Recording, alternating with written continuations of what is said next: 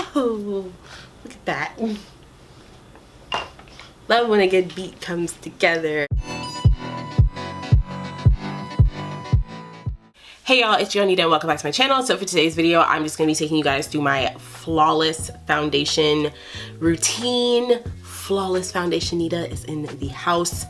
Hopefully today, because boy, that would be something if I say I'm going to show you guys my flawless routine and it doesn't come out flawless. So I'm just going to start. As you can see, I don't have my eyebrows on. So I'm going to start with a little bit of prep, which is what I would normally do before I put on my foundation. So I'm going to start with some skincare. Now I already washed my face. I used my First Aid Beauty cleanser. That's what I normally use as my everyday cleanser. So I've already washed my face. So now I'm going to go in and I'm going to tone, use my serums, and then moisturize. So for toner, for whenever I'm like doing my makeup, it's typically in the daytime or right after I wash my face, which normally would be for like the first time in the day, during the day. So what I like to tone with before I put on my makeup is the 4th Beauty Waterfall Gentle Tonic. It is a moisturizing toner. I've been using this since last September. So I think this September, which is August now, so next month, I'm going to be doing a review on this. All of the skincare products I've been using right now, I've been using since last September or October.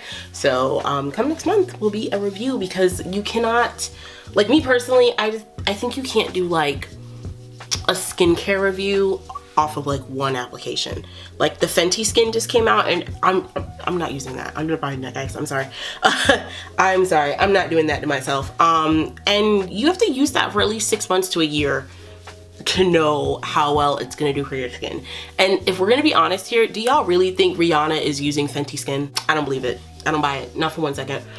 So no, I will not be spending my hard-earned coins on that, especially considering that you got a lot of YouTubers right now are like, oh yeah, we're doing the review, first impressions. I'm like, baby, I don't care about your first impression. All right, your first impression means nothing to me. Tell me what your skin looks like in the next 6-7 months after you used it. So next, after I go in with my toner, when my face is still a little damp, I'm going in with my ordinary hyaluronic acid.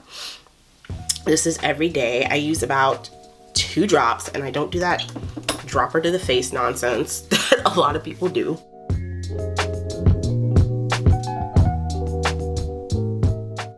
And I just put that all over my face.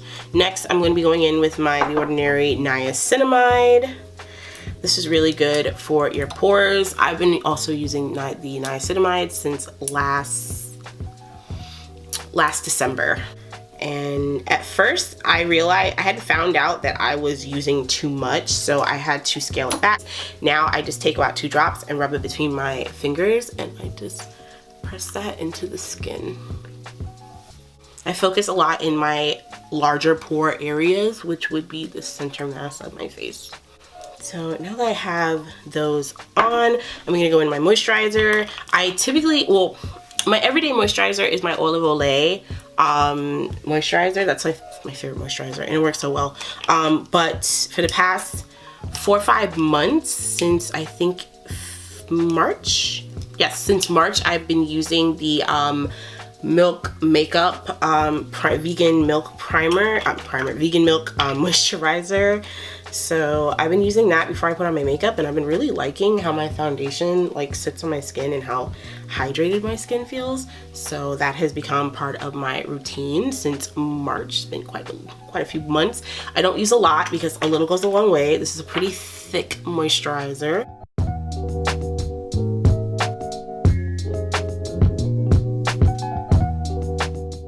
So, and all the products I just used would be considered drugstore pricing except for the milk moisturizer. This tiny jar, I got the mini because there was no way I thought I would get through the big one. And I initially started using this off of a sample. I used the sample, the little ketchup packet sample, for like 2 weeks, and I was like, ooh, I like the way my skin looks. I like the way it feels. I like the way it looks under my makeup. I'm feeling this. So then I decided I was gonna buy a jar. The bigger jar is like $30-something, and I was like, girl, no. So I bought this mini that was like $19, but I'm sitting here and I'm like, why was this $19? This could have been $10 to $12. Like, you only get what is this, like 0.53 fluid ounces, 13 milliliters, I think this says. They like decided to make the damn sticker like freaking clear as hell, you can't see it. But yeah, this was $19, and I was so mad because a week and a half, like a week later on Sephora, it was like 15, it was on sale.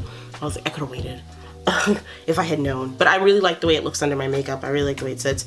This, I believe, was like $12, and these are, I think the niacinamide is like 8, and the hyaluronic acid is like 6 from The Ordinary. So pretty cheap, pretty inexpensive. So I'm gonna go and put my eyebrows on, and eyebrows are on, looking very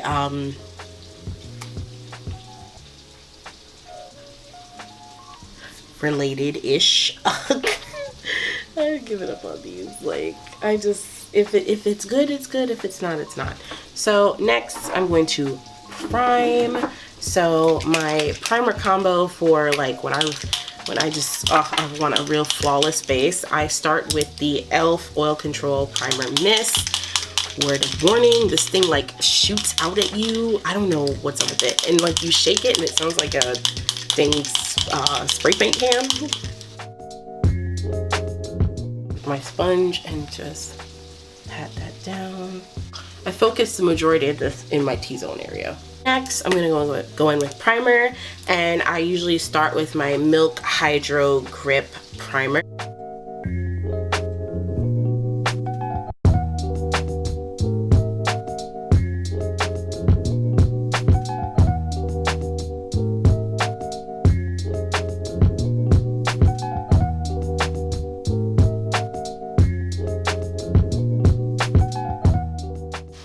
So after that, but I have found when I use this in combination with other primers that my skin looks good.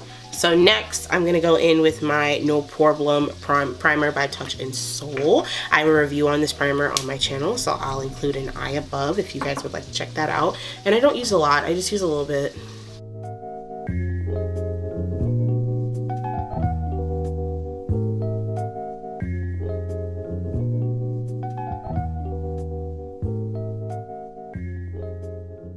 Okay, after that's on, I'm gonna go in with my final primer. Yeah, I triple prime if I want a flawless face. And my final primer is my e.l.f. Poreless Putty Primer.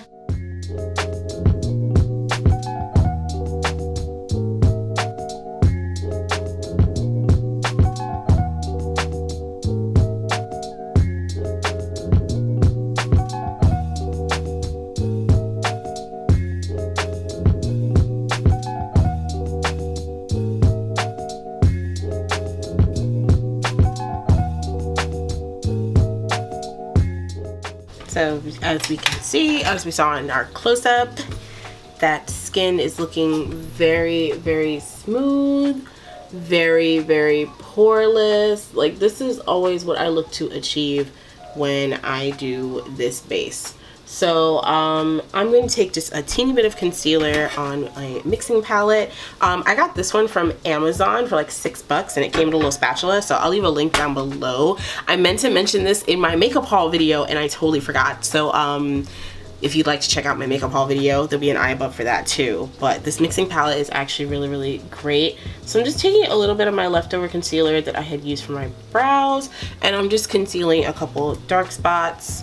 I'm going to be mixing 2 foundations today, and they're both pretty full coverage, but I like to just kind of go in and just cover up these spots just a little bit, especially the ones that are like really, really dark and they are super stubborn. I started using recently, which I also talked about in my haul video, the Good Molecules, the dark spot brightener, discoloration brightener or whatever. I started using that. I've been using it for a couple of days and it seems pretty good. I haven't had any like irritation on my skin or anything, no breakouts. It doesn't burn. I remember mentioning in my haul video when I did patch tests on my wrist, it just kind of felt funny. Like, I don't know how to describe specifically how it felt, but it did feel a little weird. I'm not having that issue on my face like at all. So this is just Tarte Shape Tape in Deep.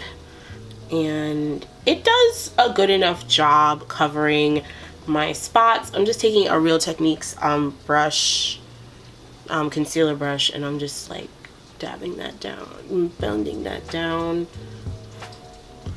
Like, it covers them enough definitely to where you don't see them under my makeup.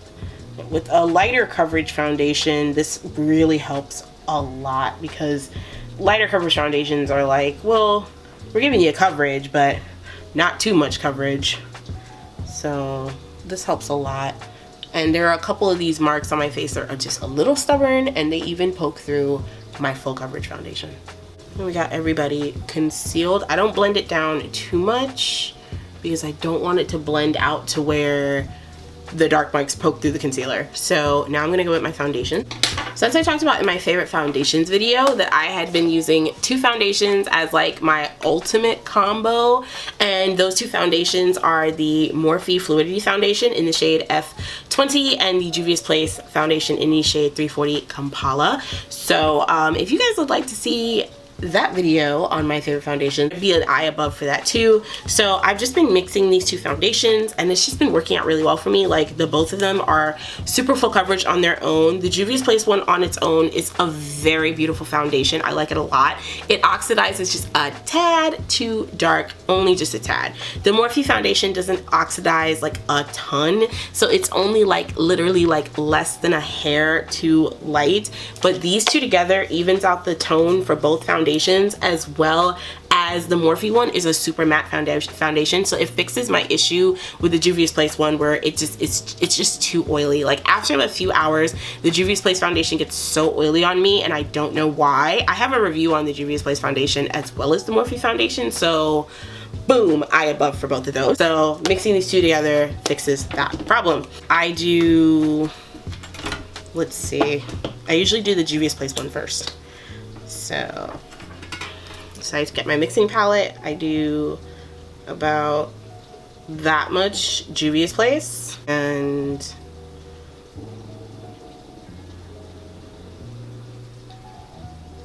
that much Morphe, and then I'm gonna mix. And this is about as much as I would use on my whole face anyways, so that always works out. So it's like one part Juvia's Place, 1 part Morphe. And if once I get it on my face and I see I need a little bit more of one or the other, I just add as needed. Now I'm just going to scoop up some on my spatula, and I'm just gonna lay it right on my face just like that.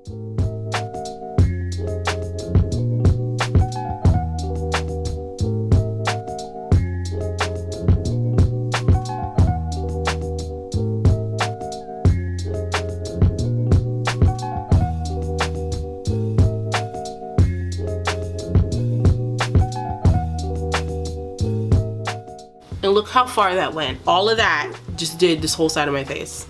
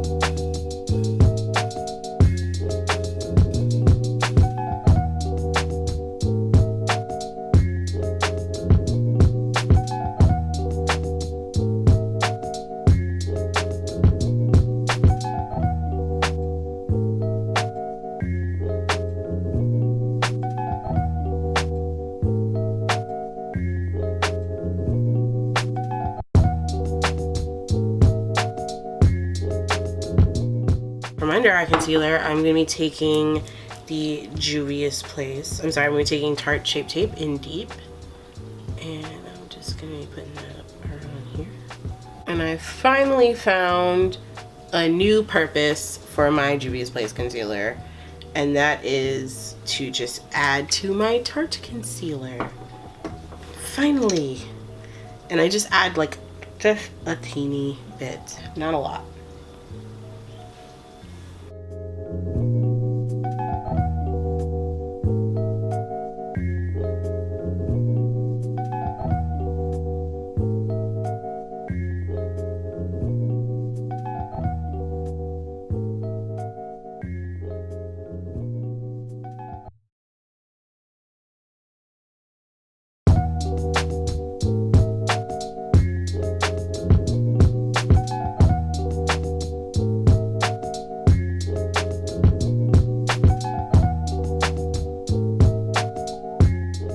All right, once concealer is on, it's time to set my under eyes.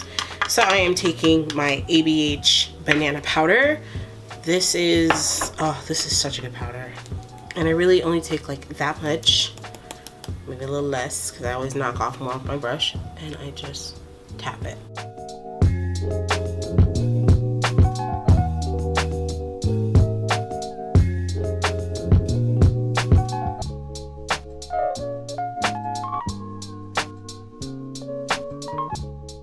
Alright, once I got that powder on, I really don't use a lot. I'm just going to go in and go over it with my sponge to make sure everything is pressed down into the skin. Right, and then I'm going to go in with my all over face powder.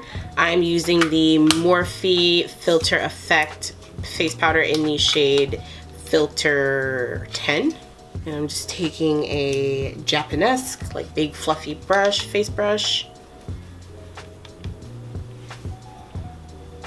and just stippling that all over the face.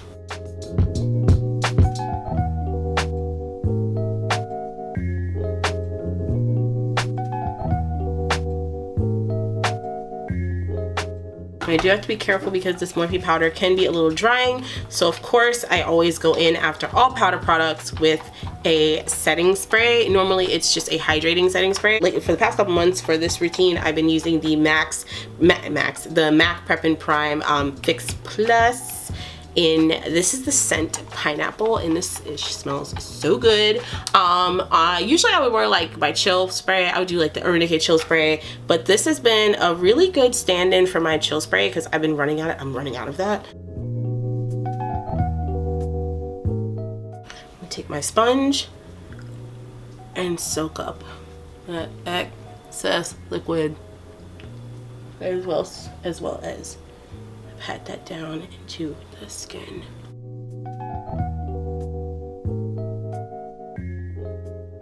After that, I go in and I bronze. And of course for bronzer, I'm using the ColourPop bronzer. I think this is in the shade Afternoon Delight, I think, or Rodeo Drive, I cannot remember. If it's in Rodeo Drive, they don't sell it anymore, which is tragic because I've hit pan and I didn't buy another one of these, so I've had to find new bronzers, but this is my go-to bronzer.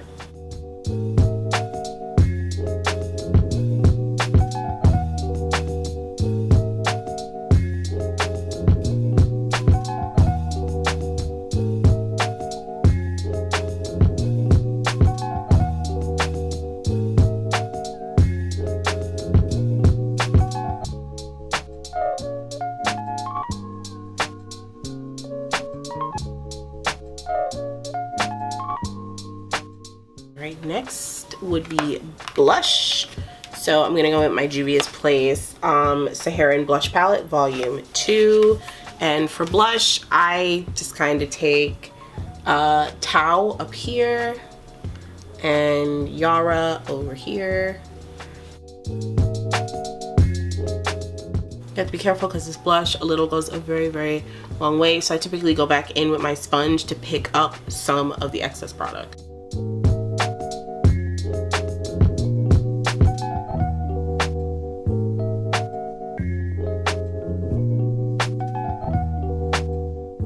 Go back in with some more Fix Plus.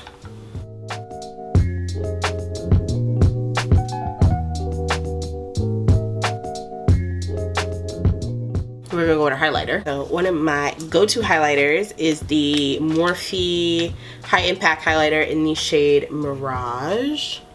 It's just a really kind of like champagne-y gold shade. It's like a gold, how do I describe this? It's like a bronze gold, rose gold kind of shade. I like it a lot. It looks like it should be way too light for me, but on the skin, it just looks really nice. Take a little bit of that on a all over blending Milani brush. This is my favorite highlighting brush because it is dense as hell and it's really nice. It's nice and firm too, but it's still soft. And I could just lay the product right on top of the skin, just like that.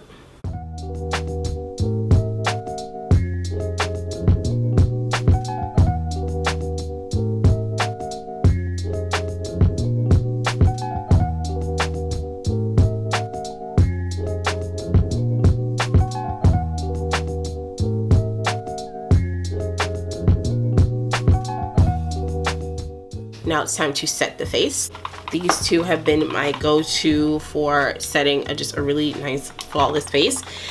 I use the Anastasia Beverly Hills Dewy Set, and then I finish off with the Morphe Continuing Setting Mist.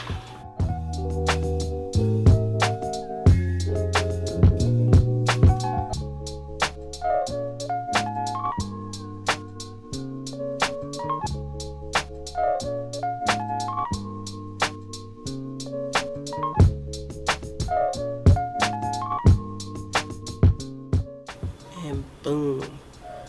Face is done. I'm going to add some lashes and I'll be right back. Lashes and gloss and I'll be right back. So I went to a beauty supply store yesterday and I picked up one of these like drawstring ponies because I get so tired of like not doing anything with my hair when I film.